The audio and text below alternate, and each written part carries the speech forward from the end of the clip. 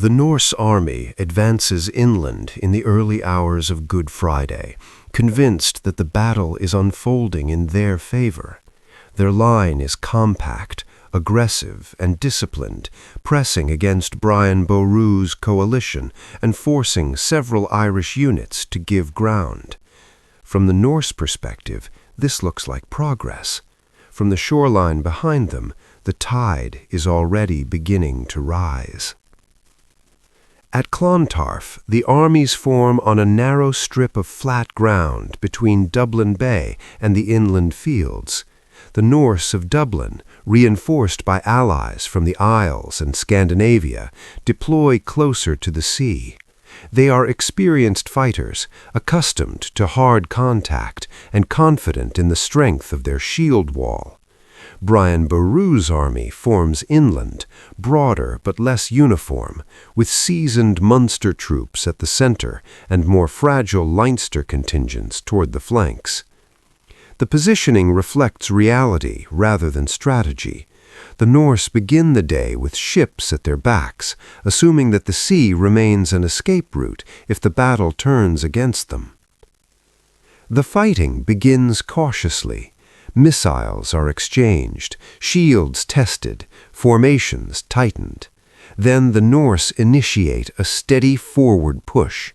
Their shield wall advances in measured steps, driving the Irish line back. This is not a rout, but it is real pressure.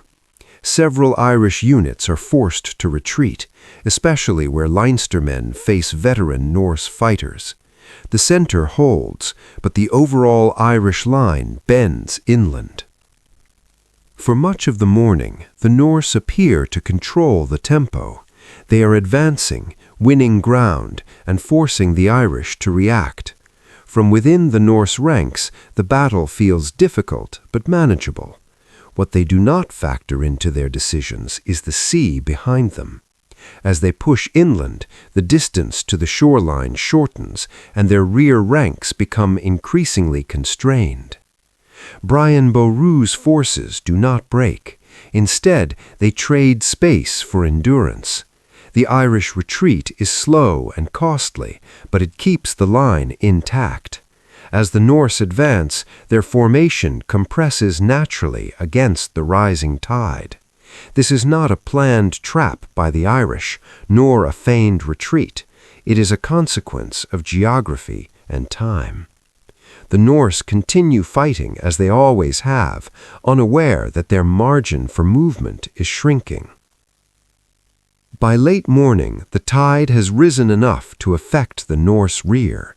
Men attempting to rotate out of the front line find water instead of solid ground.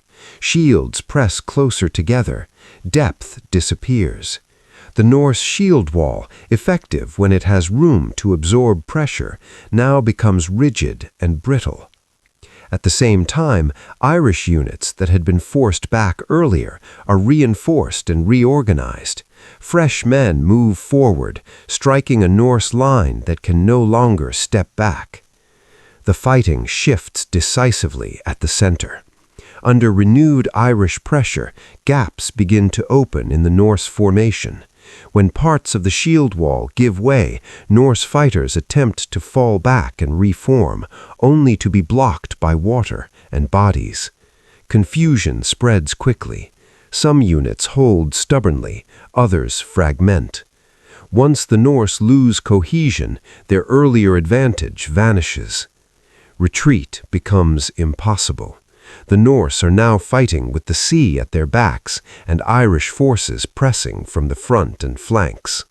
Those pushed into the water struggle under the weight of armor and shields. Others are cut down on land as formations collapse into isolated pockets of resistance. What had been an organized advance turns into a desperate struggle for survival. The Irish now hold the advantage, not because of superior tactics, but because the battlefield itself has closed around their enemy. Norse units are destroyed piecemeal. Some fight to the last man near the shore. Others attempt to break inland, only to be intercepted by Irish forces positioned there. The fighting is brutal, close and uneven, with no clear front remaining. During the later stages of the battle, Brian Boru is killed away from the main fighting, reportedly by a small group of fleeing Norse. His death does not alter the course of the battle. By this point, the Norse defeat is already sealed. Leadership no longer shapes events. Momentum and confinement do. By late morning, organized Norse resistance collapses. Survivors are scattered, drowned, or hunted down. As the tide eventually recedes, it leaves behind bodies along the shoreline and in the shallows of Dublin Bay. The Irish remain standing, exhausted, victorious, and unaware how this moment will later be transformed into legend. The battle is over. What it will come to mean has not yet begun.